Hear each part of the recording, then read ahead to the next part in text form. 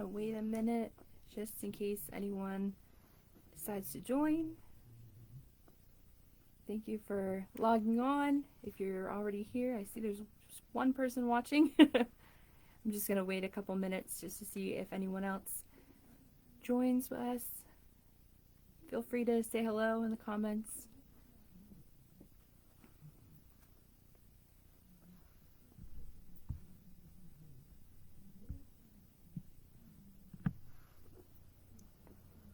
Alright, I think I'll get started. This video will be available on our page, so if anyone's watching this after it has gone live, hello!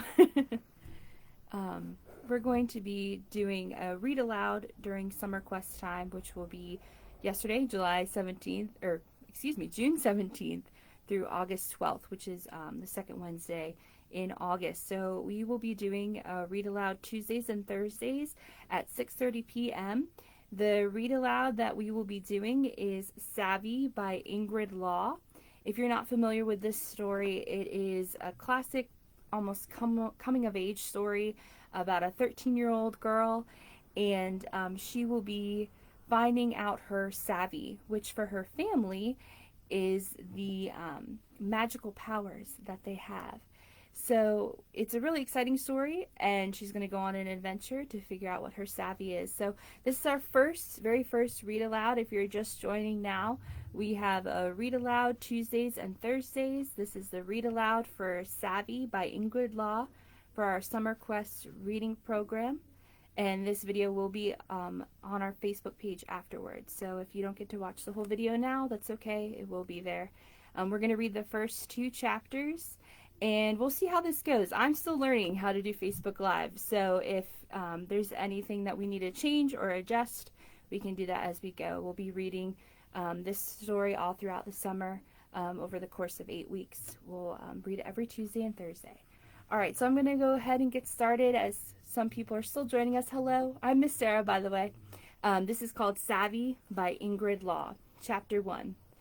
When my brother Fish turned 13, we moved to the deepest part of inland because of the hurricane and, of course, the fact that he had caused it. I had liked living down south on the edge of land next to the pushing, pulling waves. I had liked it with a mighty kind of liking, so moving had been hard. Hard like the pavement the first time I fell off my pink two-wheeler and my palms burned like fire from all of the hurt just under the skin. But it was plain that Fish could live nowhere near or nearby or next to or close to or on or around any largish bodies of water. Water had a way of triggering my brother and making ordinary everyday weather take a frightening turn for the worse. Unlike any normal hurricane, Fish's birthday storm had started without warning. One minute my brother was tearing paper from presents in our backyard near the beach, and the next minute both Fish and the afternoon sky went a funny and fearsome shade of gray. My brother gripped the edge of the picnic table as the wind kicked up around him, gaining momentum and ripping the wrapping paper out of his hands, sailing it high up into the sky with all the balloons and streamers roiling together and disintegrating like a birthday party in a blender. Groaning and cracking, trees shuddered and bent over double, uprooting and falling as easily as sticks in wet sand. Rain pelted us like gravel thrown by a playground bully as windows shattered and shingles ripped off the roof. As the storm surged and the ocean waves tossed and churned, spilling raging water and debris farther and farther up the beach, Mama and Papa grabbed hold of Fish and held on tight. While the rest of us ran for cover, Mama and Papa knew what was happening.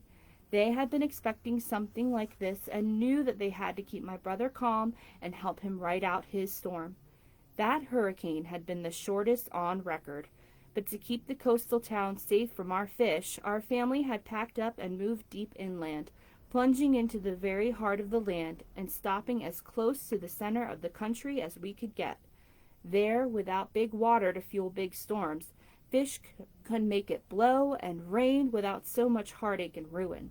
Settling directly between Nebraska and Kansas, in a little place all our own, just off Highway 81, we were well beyond hollering distance from the nearest neighbor, which was the best place to be for a family like ours.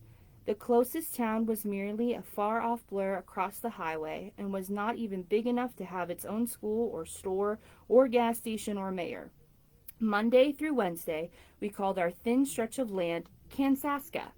Thursday through Saturday, we called it Nebransas. On Sundays, since that was the Lord's Day, we called it nothing at all, out of respect for his creating our world without the lines already drawn on it, like its face, like all my grandpa's wrinkles. If it weren't for old Grandpa Bamba, Kansaska, Nebraska wouldn't even have existed for us to live there. When Grandpa wasn't a grandpa and was just instead a small fry hobbledehoy boy blowing out 13 dripping candles on a lopsided cake, his savvy hit him hard and sudden, just like it did to Fish that day of the backyard birthday party and the hurricane. And the entire state of Idaho got made. At least that's the way Grandpa Bamba always told the story. Before I turned 13, he'd say, Montana bumped dead straight into Washington, and Wyoming and Oregon shared a cozy border. The tale of Grandpa's 13th birthday had grown over the years, just like the land he could move and stretch, and Mama just shook her head and smiled every time he'd start talking tall. But in truth, that young boy who grew up and grew old, like wine and dirt, had been making new places wherever and whenever he pleased. That was Grandpa's savvy. My savvy hadn't come along yet, but I was only 2 days away from my very own 13 dripping candles, though my Mama's cake never lopped to the side or to the middle. Mama's cakes were perfect, just like Mama, because that was her savvy. Mama was perfect. Anything she made was perfect. Everything she did was perfect. Even when she messed up, Mama messed up perfectly. I often reckoned what it would be like for me. I pictured myself blowing out the candles on my cake and fires dying in chimneys across 4 counties. Or I imagined making my secret birthday wish, getting my cheeks full and round with air, and then floating up toward the ceiling like my very own happy birthday balloon. My savvy is going to be a good one, I told my brother Rocket. I just know it. Girls don't get the powerful jujubes, said Rocket, running one hand through his dark shock of unkempt hair with a crackle of static. Girls only get quiet, polite savvies, sugar and spice and everything humdrum savvies. It's boys who get the earth-shaking kinds of savvy. I'd scowled at my brother and stuck out my tongue. Rocket and I both knew that there were plenty of girls climbing around our family tree that had strong and sturdy savvies, like Great Aunt Jules, who could step back 20 minutes in time every time she sneezed, or our second cousin Olive, who could melt ice with a single red-hot stare. Rocket was 17 and full of junk that I wasn't allowed to say until I got much, much older. But he was electric through and through, and that had always gone to his head. For fun, Rocket would make my hair stand on end like he'd rubbed it with a balloon, or hit Fish with a wicked zap from the other side of the room. But Rocket could keep the lights on when the power went out, and our family sure liked that, especially the littler Beaumonts. Rocket was the oldest, with Fish and me following after. Born only a year apart, Fish and I were nearly the same height and looked a lot alike, both with hair like sand and straw, hair like Mama's.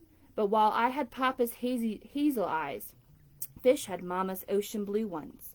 It was as if we'd each taken a little bit of Mama or a little bit of Papa and then made the rest our own. I wasn't the youngest or the smallest in the family. Broody Sampson was a dark and shadowy 7, and doll-faced Gypsy was 3. It was Gypsy who started calling me Mibs when my full name, Mississippi, became far too much for her toothsome toddler tongue to manage. But that had been a relief. That name had always followed me around like one of Fish's heavy storm clouds. The itch and scritch of birthday buzz was about all I was feeling on the Thursday, before the Friday, before the Saturday I turned 13. Sitting at the dinner table next to Papa's empty chair and ready plate, I barely ate a bite. Across from me, Gypsy prattled endlessly, counting the make-believe creatures she imagined seeing in the room and begging me to help her name them. I pushed the food around my plate, ignoring my sister, and daydreaming about what it would be like when I got my very own savvy. when the telephone rang right in the middle of pot roast, mashed potatoes, and mighty unpopular green beans. As Mama rose to answer, us kids, and Grandpa Bomba too, seized the chance to plop our mashers on top of our beans while Mama's back was turned. Samson tucked some of those beans into his pockets to give to his dead pet turtle, even though Mama always said he shouldn't be giving it any of our good food, seeing how it was dead and all, and the food would just go to rot. But Samson was sadly sure, that his turtle was only hibernating, and Mama hadn't the heart to toss it from the house. We were all smiling to each other around the kitchen table at the smart way we'd taken care of those beans, when Mama dropped the phone with a rattling clatter and a single sob, perfectly devastated. She sank to the floor, looking for all the world as if she were staring right through the checkered brown and blue linoleum to behold the burning hot lava core at the very center of the earth. "It's Papa," Mama said in a choked voice as her perfect features stretched and pinched. A gust of wind burst from Fish's side of the table, blowing everyone's hair and sending our napkins flying pell-mell onto the floor. The air in the room grew warm and humid, as though the house itself had broken out into a ripe, nervous sweat, and the many dusty, tightly lidded, empty-looking jars that lined the tops of all the cupboards rattled and clinked like 100 toasting glasses. Outside it was already raining fish raindrops, hastened from a sprinkle to a downpour in seconds as Fish stared, wide-eyed and gaping like his namesake, holding back his fear but unable to scumble his savvy. "Mama," Rocket ventured. The air around him crackled with static, and his t-shirt clung to him like socks to towels straight from the dryer. The lights in the house pulsed, and blue sparks popped and snapped at the tips of his nervous, twitching fingers. Mama looked at Papa's empty chair and waiting plate. Then she turned to us, chin trembling, and told us about the accident on the highway. She told us how Papa's car had gotten crushed up bad, like a soda pop can under a cowboy boot, and how he'd gone and forgotten to get out before it happened, landing himself in a room and a bed at Selina Hope Hospital, where now he lay, broken and asleep, not able to wake up. "Don't fret, child," Grandpa consoled Mama as though they were back in time and Mama was still a young girl sitting on his knee crying over a broken doll. "Those doctors know what's what. They'll fix your fella up in no time. They'll get his buttons sewn back on." Grandpa Bomba's tone was soft and reassuring, but as the strobe-like flashes from Rocket's nervous sparks lit Grandpa's face, I could see the worry etched deep into all his wrinkles. For half of a second, I hated Papa. I hated him for working so far from home and for having to take the highway every day. I hated him for getting in that accident and for ruining our pot roast. Mostly, I realized that my perfect cake with its pink and yellow frosting was probably not going to get made, and I hated Papa for wrecking my most important birthday before it had even arrived. Then I felt the burning shame of even having those thoughts about my good, sweet Papa and sank low in my chair. To make amends for my selfish feelings, I sat quietly and ate every last unwelcome green bean from beneath my mashed potatoes, as Fish's rain lashed against the windows and Rocket caused every light bulb in the house to explode with a live wire zing and a popping shatter, sending shards of glass tinkling to the floor and pitching the house into darkness. The end of chapter 1. We'll continue on to chapter 2. Later that night, as I lay awake in the dark bedroom I shared with Gypsy, I listened to my sister's even breathing and to the steady patter of Fish's worried rain.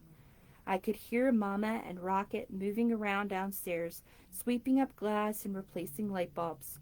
And though Grandpa had gone to bed as well, every now and then the ground would rumble and the floor would shake as though the earth below us had a bellyache. Mama and Rocket were leaving for Selina early in the morning and planning to stay in a motel near the hospital. I had begged to go see Papa and stay in a motel and get some of those little soaps all wrapped up in paper. But the rest of us had to stay at home with Grandpa. Rocket got to go because his electric touch was the only thing that could make the old station wagon run. Nobody had said anything about my birthday. Nobody had said much about much. I lay awake most of the night, unable to sleep, until Mama tiptoed in with the dawn to whisper a soft goodbye, kissing my cheek lightly with her perfect pink lips. Still upset that I wasn't allowed to go with her and Rocket to Selena, I pretended to be asleep. And soon after, I heard the car door slam and the engine rumble to life at Rocket's spark as he and Mama drove away. That Friday before my birthday, Fish was in charge of looking after Gypsy and Grandpa Bamba. It was my job to get Samson up and ready for school and to make sure we both made it up the 3 steep steps of the big orange bus that took Samson and me the 15 miles to school in Hebron, Nebraska. I had to poke and prod Broody Samson up the long, soggy bottom road toward our mailbox, which had fallen over in the night after getting pushed 10 feet farther to the west from all of Grandpa's worried rumbling. Samson didn't say much, waiting for the bus. But Samson never did. "It's Missy Pissy and her storm cloud," Ashley Bing said every day when Samson and I climbed onto the bus. And every day Emma Flint repeated, "Missy Pissy," with a snorting laugh, like it was a new and funny joke each time. The kids at school had learned on my very first day that my real name was Mississippi, which had been unfortunate. We Beaumonts got enough whispers and giggles as it was. The rumors were fierce, and I'd heard them all. "Look, it's the weird kids. My mom said they had to move here because one of them got into some kind of huge trouble. I heard the oldest brother got hit by lightning, and now he's dangerous and hardly ever leaves the house. That family ought to live in an ark. It's almost always storming at their place, and one of these days they'll just wash away for good." I knew that after I blew out my own 13 dripping candles, it'd be adios and aloha to Hebron Middle School, as well as to Ashley Bing and Emma Flint, and everyone else like them. After my birthday, my poor moody Samson would be a lonesome shadow in the back of the big orange bus, while I grew moss in pickle jars with Fish and Rocket back at home. It was hard for us Beaumont kids to make friends and keep them. It wasn't safe to invite anyone over with Fish and Rocket still learning to scumble their savvies. We couldn't risk someone finding out, or getting hurt by sparks or storms if my brothers lost control. Like so many things, a savvy could take years to tame, and Mama and Papa said the ups and downs of growing up only added to the challenge. My last day at Hebron Middle School was a slow, creeping crawl of a day. It was hard to concentrate on X plus Y equals Z when my thoughts were all tied up at Selena Hope Hospital. It was harder still to spell accommodate and adolescence and armadillo when I thought of Papa waiting for Mama to come and give him a fairy tale kiss that would wake him up, and I couldn't imagine how often in my life it might be so very important to spell armadillo. But of all things, it was hardest to listen to Ashley Bing and Emma Flint whisper and stare when the teacher said, "I'd like everyone to join me in wishing Miss Beaumont a fine farewell. Today is her last day with us here at Hebron Middle School. Mibs will be homeschooled beginning next week." Everyone turned in their seats to look at me. Nobody smiled or wished me a fond sort of anything. Most of the kids just shrugged and turned right back around. "Missy Pissy's going to stay home with her mommy," Ashley said as though she were talking to a baby, just quiet enough that the teacher couldn't hear. "With her mommy," Emma repeated. "She's going to stay home so that no one can see what a friendless freak she is," Ashley sneered. "What a freak she is," mimicked Emma like a spiteful parrot. It was a good thing for Ashley and Emma that Mama kept us kids home once we had our savvy. By the end of the day, I was hoping that mine might give me the muscle to turn nasty girls into slimy green frogs, or to glue their mouths shut tight with a nod of my head. When Samson and I got back home that afternoon, a shiny gold minivan was parked in front of our house, and Fish was angrily blasting it clean with the garden hose. With its smiling angel air freshener dangling in the front window, I recognized the van immediately. It belonged to Miss Rosemary, the preacher's wife. Mama made the whole family go to church in Hebron every Sunday despite any fears of savvy catastrophes, and Miss Rosemary was well known to us all. She smelled like Lysol and butterscotch and had her own matching set of rights and wrongs, like suitcases she made other people carry. And she took it upon herself to make everything and everyone as shipshape and apple pie as she felt the Lord had intended them to be. Somehow the news had already reached the preacher's wife about Papa's accident, and about the rest of us being on our own without a mama. Miss Rosemary had come to set things right. Water spun from the hose in Fish's hand, swirling around the van like a cyclone, and the winds churned up by his bad mood. The trees next to the house, bright yellow-green with leafy spring, bent and swayed. Fish lowered the hose when he saw us coming, his face stormy black. "If you know what's good for you, you'll sneak in the back." He nodded his head toward the house. We all stood and looked sadly at our own lovely house, as though we'd just found out that a grizzly bear had moved in and pulled all the stuffing from the furniture and torn all the pictures from the walls and eaten all the special occasion mini marshmallows from the high top shelf above the refrigerator while we were gone. Then, like a break in bad weather, Fish smiled his cockeyed smile and sprayed the hose my way teasingly. Last day away to school, eh, Mibs?" "Last day," I said, dodging the water from the hose. Leaving Fish to finish his chore, Samson and I quietly let ourselves in through the back door, hoping to make it up the stairs before Miss Rosemary knew we were there.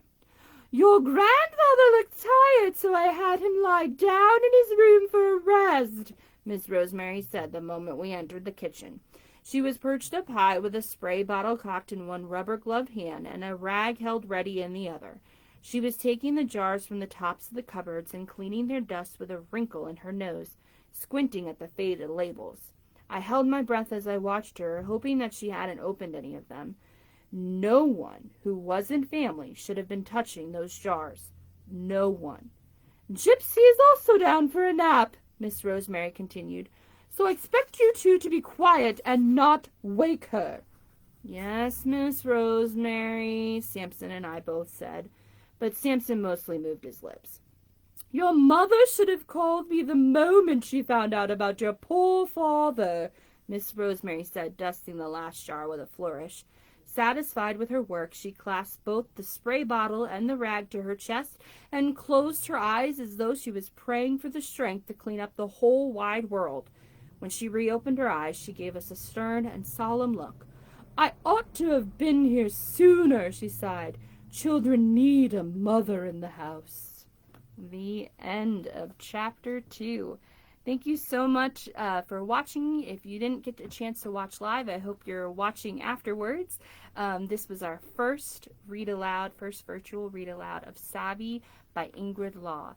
Our next read aloud will be on Tuesday at 6:30 p.m. We'll do another Facebook Live, and we'll recap the first two chapters a little bit, and then we'll read chapters 3 and 4. We're going to do about 20 pages each reading. Thank you again for joining me, and I hope to see you next time. Bye-bye.